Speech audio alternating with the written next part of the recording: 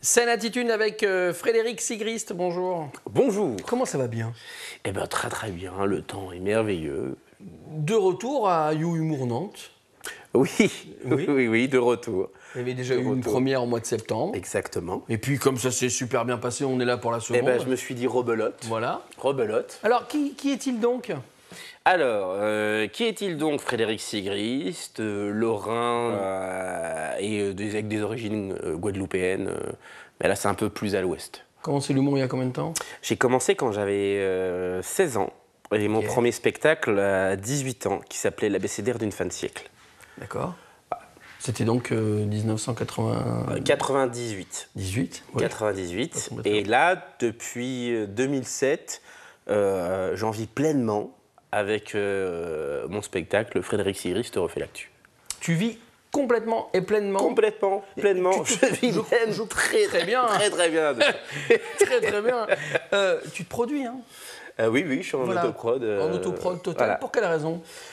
Parce que j'ai pas envie d'avoir quelqu'un qui me dit quoi dire, quoi faire, comment le faire. J'ai pas envie d'avoir quelqu'un qui fixe les prix de vente dans des villes et puis qui ruine les saisons culturelles de certains endroits où ils passent parce qu'ils ont la folie des grandeurs. Puis, parce que je trouve qu'il y a une démarche d'artisan derrière tout ça. Donc je le fais aussi avec deux amis qui sont aussi des collègues, directeurs de théâtre, un théâtre dans lequel je joue souvent à Paris qui s'appelle Le Funambule. Et voilà, c'est vraiment une forme de petit spectacle, développement durable bio. Développement durable bio. Voilà, on fait tout nous-mêmes. Un spectacle qui parle de l'actualité. Beaucoup d'actualité. Oui, beaucoup de rebonds sur l'actualité. Oui.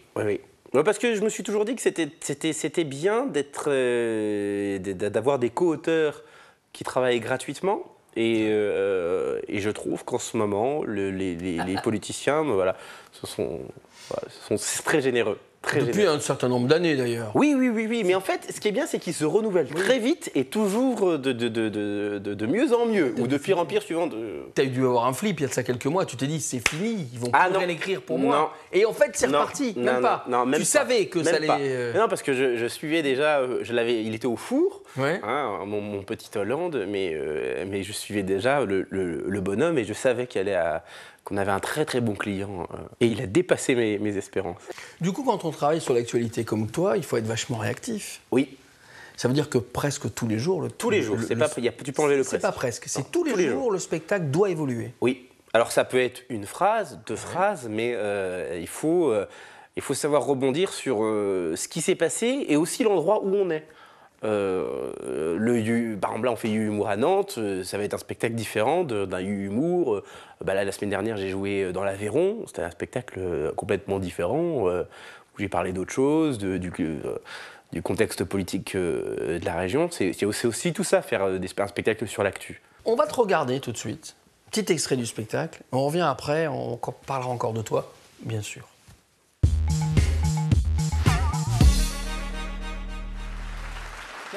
Et là, il y a 5 minutes, je parlais de Nicolas Sarkozy, et je dois vous avouer que je suis plutôt ravi de le voir réapparaître dans les médias. Ah, parce qu'il m'a manqué. Il m'a manqué. Pour une raison assez simple, depuis qu'il est plus là, nous les humoristes, on a un petit peu perdu notre 13e mois. Il faut dire ce qui est, ce mec-là, en un quinquennat, c'était devenu un acquis social pour nous les comiques. La garantie de toujours avoir des conneries à dire. Alors, moi je me rappelle, des fois je reprenais ses discours tels quels, je changeais pas une virgule, les gens pétaient de rire, ils disaient « Oh, tu les cons, c'est pas moi, c'est lui !»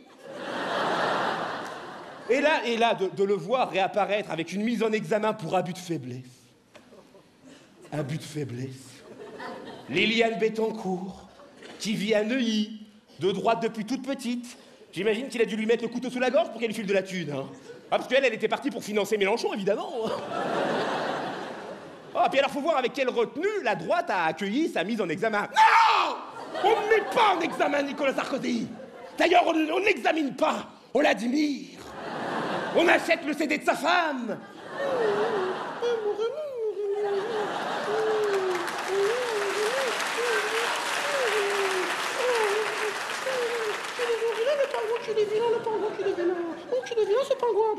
Oh non.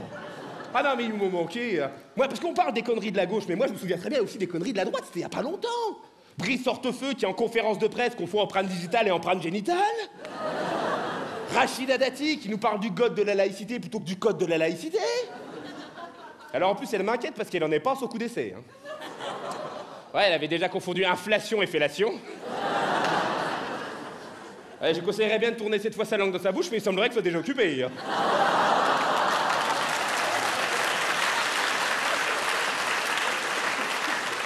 Frédéric Lefebvre, à qui on demande quel est son livre de chevet préféré, et qui répond « Zadig et Voltaire ». Et ton philosophe préféré? BHV. Nadine Morano, à qui on demande son opinion sur l'affaire Renault, et qui répond « J'ai pas écouté tous ces disques ». Nora Béra, la secrétaire d'État à la santé, qui par ces périodes de grand froid a invité nos amis SDF à ne pas sortir de chez eux.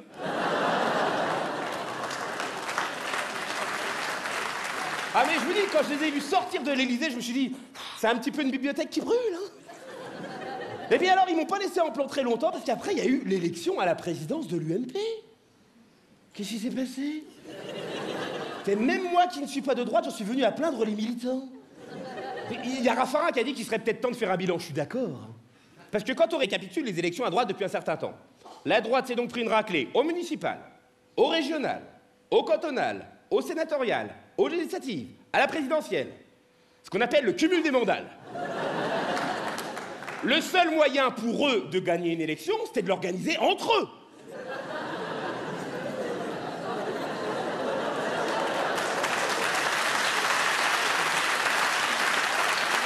Eh ben même ça, ils sont pas foutus de la gagner. Je veux dire, quand j'ai vu François Fillon et Jean-François Copé annoncer tous les deux leur victoire, là, je me suis dit, ça y est, on est en Côte d'Ivoire, hein. Alors, mais moi, je m'attendais à voir Copé dire, je suis toujours président.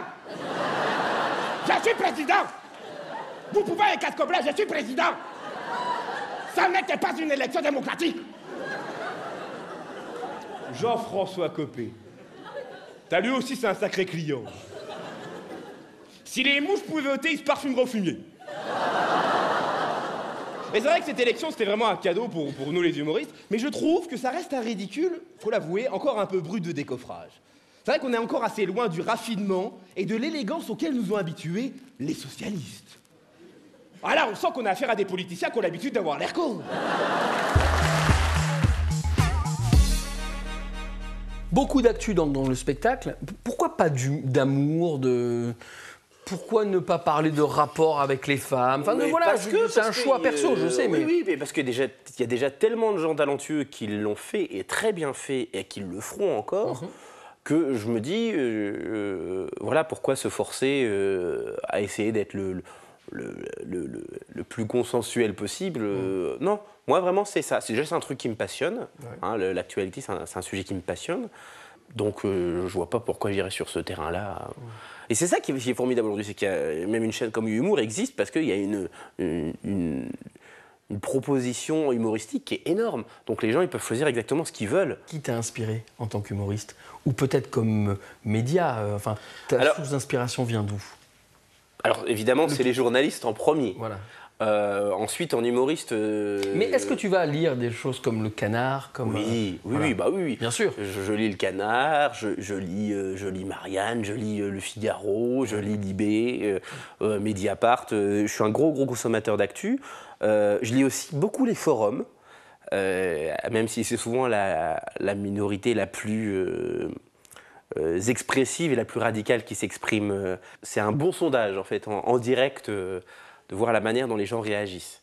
Et sinon, pour ce qui est des humoristes, moi, j'ai découvert le seul en scène avec Philippe Cobert. Des gens comme Bedos m'ont beaucoup plu, mais Dieudonné, même à l'époque de Élie et Dieudonné, même ensuite quand il était en solo. Aux États-Unis, des gens comme Jerry Seinfeld, Bill Murray, et puis des rappeurs. J'aime beaucoup. Si jamais j'avais eu un meilleur flow, j'aurais adoré faire du rap. Je pense que dans ce que j'ai écrit, j'ai été plus influencé par les rappeurs que par les humoristes. Groupe de rap préféré puisqu'on est là? C'est Ayam, Fab, mais là Kenny Arcana. C'est vraiment ce rap du Sud, ça me plaît. C'est cette envie de dire des choses, puis cette musicalité dans les mots. Il n'y a pas le versant hardcore, on va tout brûler, on va tout péter. Non, on sent que les gens ont un propos, ils ont une vie aussi.